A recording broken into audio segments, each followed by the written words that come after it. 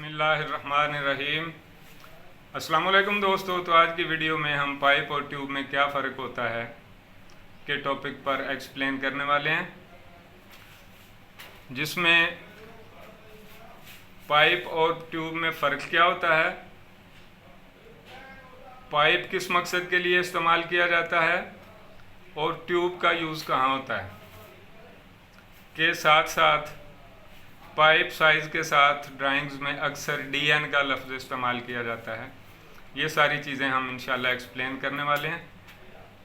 तो हम पूरी कोशिश करेंगे कि इसको बिल्कुल आसान तरीन अल्फाज में एक्सप्लेन किया जाए ताकि आप इसको बआसानी ज़हन नशीन कर सकें।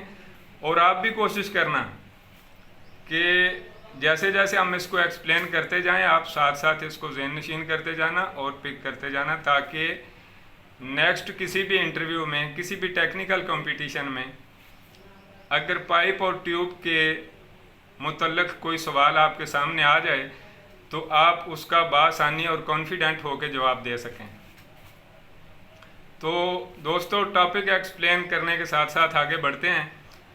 अगर आपने अभी तक ये YouTube चैनल सब्सक्राइब नहीं किया तो इसको सब्सक्राइब करने के साथ साथ बेल के आइकन को क्लिक कर दीजिएगा ताकि इस लिंक से आने वाली तमाम टेक्निकल वीडियोस का नोटिफिकेशन आपके पास पहुंचता रहे और आप उनको देख के सीखते रहें। तो आगे बढ़ते हैं, टॉपिक एक्सप्लेन करते हैं। टॉपिक चूंकि आज पाइप पे है तो पाइप पे ही बात करते हैं।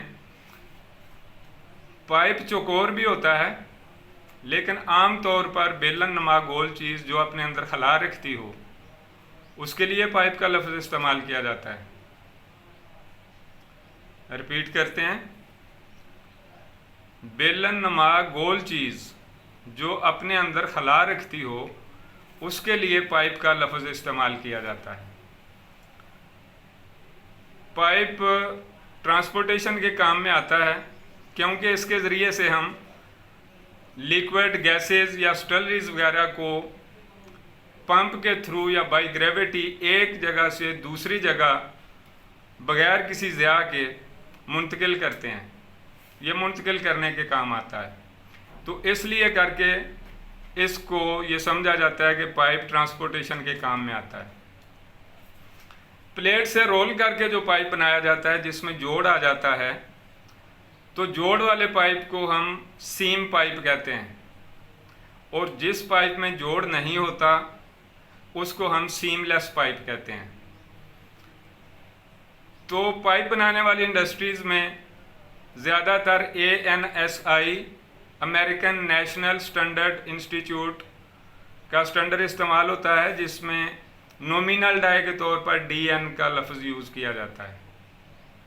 नॉमिनल डाई के तौर पर DN का लफ्ज़ इस्तेमाल किया जाता है और नॉमिनल डाया जो है वो इंचेस में कंसिडर होता है, इंचेस में काउंट किया जाता है। जैसे मिसाल के तौर पर पाइप के साइज़ के साथ लिखा जाता है पाइप DN 6 इंच, तो इससे मुराद है 6 इंच डायामीटर का पाइप है जिसका नॉमिनल डाया अंदर से इनर डाया 6 इंच के बराबर है और बिल्कुल बराबर है। तो पाइप की वाल थिकनेस शेड्यूल के हिसाब से बढ़ती है और पाइप की वाल थिकनेस शेड्यूल के हिसाब से अंदर को बढ़ती है, इनर डाई की तरफ बढ़ती है।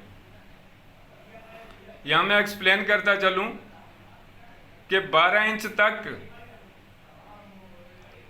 पाइप का साइज जिसमें DN लिखा जाता है, 12 इंच तक DN पाइप के इनर डाई के मुताबिक होता है, इनर डाई के बिल्कुल बराबर होता है। 12 इंच से ऊपर का DN 14 इंच समेत ऊपर वो DN आउटर डाई के बिल्कुल बराबर होता है। दोबारा एक्सप्लेन करता हूँ कि 12 इंच तक पाइप का इनर डाया नॉमिनल डाई के बराबर होता है, 12 इंच से ऊपर पाइप का आउटर डाया नॉमिनल डाई के बराबर होता है। तो अभी ट्यूब एक्सप्लेन करते हैं। ट्यूब हीट एक्सचेंजर के तौर पर इस्तेमाल की जाती है। इससे हीट एक्सचेंजिंग का काम लिया जाता है। मिसाल के तौर पर जैसे बॉयलर्स में ट्यूब का इस्तेमाल हो रहा है, वहाँ भी हीट एक्सचेंजिंग का काम कर रही है। हीट एक्सचेंजर में यूज़ हो रही है, वहाँ भी हीट एक्सचेंजिंग का काम कर रही है। ऑयल कूलर में इस्तेमाल हो रही है। तो मतलब ये हुआ कि ट्यूब जो है वो हीट एक्सचेंजिंग के काम के लिए इस्तेमाल की जाती है। और ट्यूब का नॉमिनल डाया आउटर डाई के एन मुताबिक होता है। तवज्जो से सुनिए, ट्यूब का नॉमिनल डाया ट्यूब के आउटर डाई के एन मुताबिक होता है, जबकि पाइप का नॉमिनल डाया पाइप के इनर डाई के एन मुताबिक होता है। तो दोस्तों ये है पाइप और ट्यूब में फ़र्क, और पाइप और ट्यूब का अपनी अपनी जगह पे इस्तेमाल, और डीएन की एक्सप्लेन।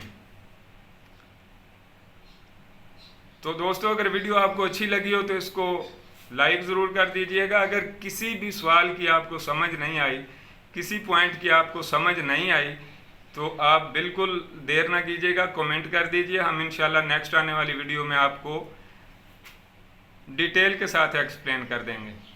तो मिलते हैं एक नई वीडियो के साथ, तब तक के लिए हम इजाज़त चाहते हैं। अपना ढेर सारा ख्याल रखिएगा। Thank you.